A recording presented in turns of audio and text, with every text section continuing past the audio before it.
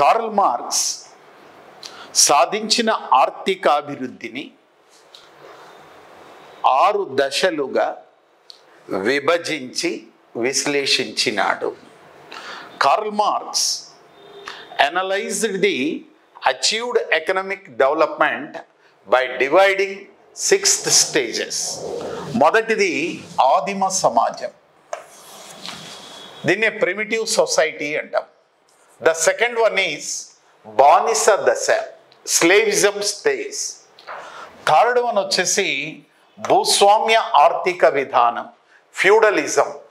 The fourth one వచ్చేసి capitalism, పెట్టుబడిదారీ ఆర్థిక వ్యవస్థ. ఐదవది సోషలిజం, సామ్యవాద ఆర్థిక వ్యవస్థ. ఆరవది కమ్యూనిజం. సో ఈ సిద్ధాంతాలన్నీ కూడా, ఇవంతా కూడా దేని ఆధారంగా ఈ మార్పులు సంభవించినవంటే వర్గ పోరాటాలు.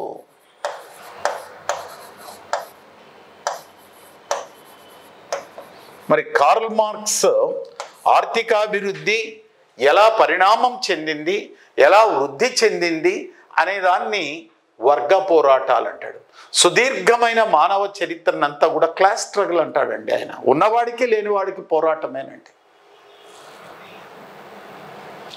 So Karl Marx divided the achieved economic development into how many stages for analyzing? 6 stages. మరి ఈ సుదీర్ఘమైనటువంటి మానవ చరిత్రలో ఈ వచ్చే మార్పులన్నీ దేని ఆధారంగా వచ్చినాయి? క్లాస్ స్ట్రగల్, వర్గ పోరాటాలు. Okay, right. అవి ఏమిటి? ఒకటి ఆదిమ సమాజం, రెండవది బానిస దశ, మూడవది భూస్వామ్య ఆర్థిక విధానం, నాలుగవది పెట్టుబడిదారీ ఆర్థిక వ్యవస్థ, ఐదవది సోషలిజం, ఆరవది కమ్యూనిజం.